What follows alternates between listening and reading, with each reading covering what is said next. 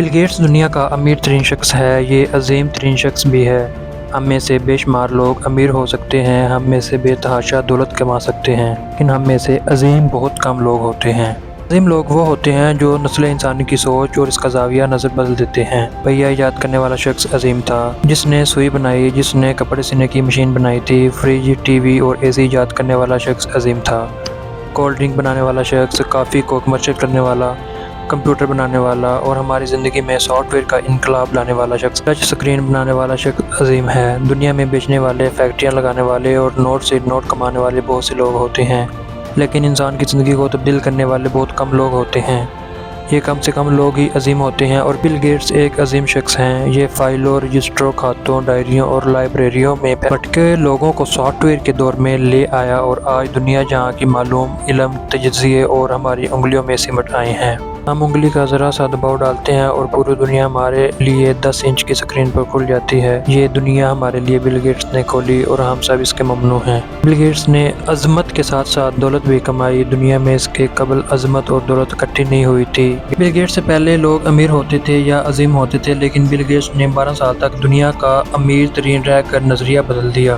اس نے ثابت کر دیا کہ آپ انسان کی طرح رہائش، طرز معاشرت اور سوچ کا زاویہ بھی بدل سکتے ہیں۔ اس کے ساتھ دنیا کے امیر ترین شخص بھی ہو سکتے ہیں۔ یہ بل گیٹس کا کمال تھا، لیکن یہ اس کا آخری کمال نہیں تھا۔ اس سے پہلے بھی ایک قدم آگے بڑھ گیا اور باعزت ہو گیا۔ دنیا میں بل گیٹس سے پہلے عظمت، دولت اور عزت اکٹھی نہیں ہوتی تھی۔ لوگ دولت مند ہوتے تھے، عظیم ہوتے تھے یا پھر باعزت کہلاتے تھے، لیکن بل گیٹس نے 1994 میں دنیا کی سب سے بڑی چیز آرگنائزیشن کی بنیاد رکھ کر نظریہ بھی بدل دیا، اور اب یہ دنیا کے باعزت ترین لوگوں میں بھی شمار ہوتے ہیں۔ اس کی فاؤنڈیشن ہر سال کم از کم $1.5 بلین فلاحی کاموں میں بھی خرچ کرتی ہے۔ چنانچہ اس نے امارت، عظمت اور عزت تینوں کو ایک جگہ جمع کر کے 10,000 سال کی تحریری تاریخ کا نظریہ بدل دیا۔ بل گیٹس کے بعد اسٹیو جابز دنیا کا دوسرا شخص ایسا ہو سکتا تھا جس کے پاس دولت، عظمت اور عزت آ سکتی تھی، لیکن اللہ تعالیٰ نے اسے زیادہ زندگی نہیں دی اور یہ 5 اکتوبر 2011 کو وفات پا گیا۔ یہ ایک دلچسپ حقیقت ہے، لیکن یہ حقیقت ہمارا موضوع نہیں۔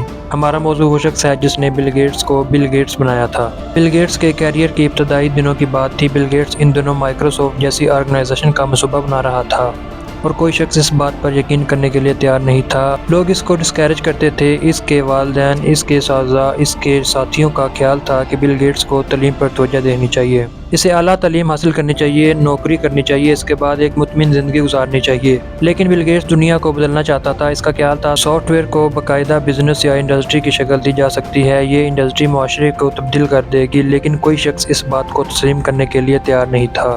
ہم سب اسٹیٹس کے لوگ ہیں، ہم سب روٹین کو حکم الہی سمجھتے ہیں اور جانوروں کی طرح دائرے میں زندگی گزارنا چاہتے ہیں۔ ہم میں سے کچھ لوگ اس اصول کے خلاف بغاوت کر دیتے ہیں۔ یہ پہاڑ کی دوسری طرف جھانکنے کے لیے گھر سے نکل کر کھڑے ہو جاتے ہیں۔ پورا معاشرہ انہیں اس کی بغاوت سے روکنے کی کوشش کرتا ہے، لیکن یہ مخالفت کے اس جالے کو توڑ کر آگے نکل جاتے ہیں۔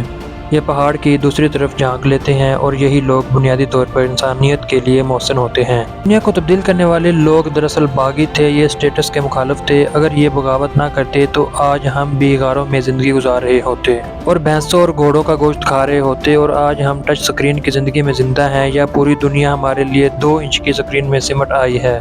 تو یہ ان باغوں کی مہربانی ہے جو اسٹیٹس کے چکر میں نہیں آئے، جنہوں نے معمول زندگی کے خلاف بغاوت اور انسان کو زندگی کا نیا رخ دکھایا۔ یہ باغی لوگ جب بغاوت کا اعلان کرتے ہیں، پورا معاشرہ ان کے خلاف کھڑا ہو جاتا ہے، اور یہ تہرے عذاب کا شکار ہو جاتے ہیں۔ ان کا وین ان کے دماغ میں لاوے کی طرح دہکتا ہے، بغاوت آگ کی طرح جلاتی ہے۔ جب لوگ چٹان بن کر ان کے راستے میں کھڑے ہو جاتے ہیں تو یہ تینوں اطراف سے گر جاتے ہیں۔ ان کی زندگی کا مشکل ترین وقت ہوتا ہے، اور اس وقت انہیں کسی سہارے کی ضرورت ہوتی ہے، ایک ایسے سہارے کی ضرورت جو ہاتھ پر ہاتھ رکھ کر کہے فکر نہ کرو تم کر لو گے۔ سہارا اس وقت ان کے لیے تپے ہوئے صحرا میں ٹھنڈے سائے کی حیثیت رکھتا ہے۔ یہ اس نرم جھونکے کی طرح ہوتا ہے جو گرمی سے پگھلتے انسان کو زندگی کی نوید سنا جاتا ہے۔ دنیا کے تمام امیر لوگ، عظیم لوگ، باعزت لوگ کی زندگی میں کوئی نہ کوئی ایسا ہاتھ ضرور ہوتا ہے۔ آپ انبیاء کرام کی حیات کا مطالعہ کر لیں، آپ کو ان کی حیات میں ایسے ہاتھ ملیں گے جنہوں نے انہیں اس وقت سہارا دیا تھا جب زندگی ان پر نامہربان ہو چکی تھی، اور انہیں یوں محسوس ہونے لگا تھا جیسے وہ چکی کے 2 پہاڑیوں کے درمیان پھنس چکے ہیں۔